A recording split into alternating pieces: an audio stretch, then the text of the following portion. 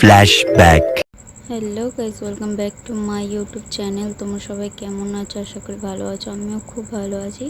তো চলে আসলাম আবারও একটা মাখার ভিডিও নিয়ে। তো দেখতেই পাচ্ছ দুটো বাতাবি লেবু নিয়ে নিয়েছি। তো এবার আমি ঝটপট করে কেটে নিচ্ছি। তো দেখতেই পাচ্ছ ফাইনালি আমার কাটা হয়ে গেছে। তো সবারই একটা হচ্ছে প্রিয় জিনিস ফল। তো এই হচ্ছে ফলটা, জানো তো, বাতাবি লেবু। এইটা খেতে সবাই অনেকটাই পছন্দ করে। তো আমারও অনেক দিন ধরে তো ইচ্ছা হচ্ছিল একটু বাতাবি লেবু মাখা খাবো। তো ফাইনালি নিয়ে চলে এসেছি বাজার থেকে। তো তারপরে হচ্ছে কেটে নিয়েছি। তো দেখতেই পাচ্ছ কেটে নেওয়ার পর ভালো করে লেবুগুলো ছাড়িয়ে নেব। তো লেবুটা ছাড়ানোর পর দেখো, এই দুটো লেবু দিয়ে এইটুকুনি বেরিয়েছে। আর লেবুটার মধ্যে এতটা রস, তোমাদেরকে কি বলবো। লেবুটা লাল ছিল না, কিন্তু রসটা ছিল। সত্যি বলতে কি বলো তো, লেবুটা বেশ মিষ্টিও ছিল।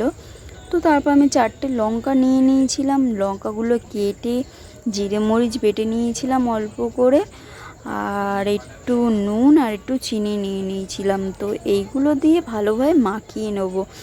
তো তোমরা চাইলে হচ্ছে লঙ্কার গুঁড়োও দিতে পারো, কিন্তু আমি লঙ্কার গুঁড়ো দিইনি, কারণ অনেকটাই ঝাল হয়ে যাবে।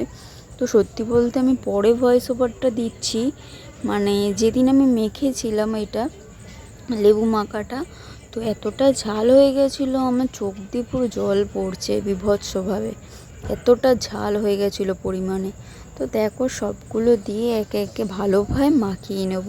ভালো করে মেশানোর পর তারপরে দেখো, রসটা দেখতে পাচ্ছ তোমরা, লেবুটা যাই না হোক, রসটা বেশি ছিল।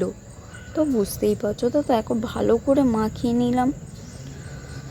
তো দেখো, এই লঙ্কাটা আবার আমি একটু মুলেও নেবো, যাতে একটু ঝাল হয়, কিন্তু আমি বুঝতেই পারিনি যে এতটা ঝাল হয়ে যাবে। আমি ভেবেছিলাম 4টে লঙ্কা দেবো, তারপর 2টো লঙ্কা দিয়েই এতটা ঝাল হয়ে গেছে, খেতে পারিনি, লাস্টে ফেলে দিতে হয়েছে। চিনি দিয়েছি, বেশ টেস্টটাও ভালো লাগছিলো, একটু চিনিগুলো মুখে পড়ছিল। তো ফাইনালি আমার রেডি।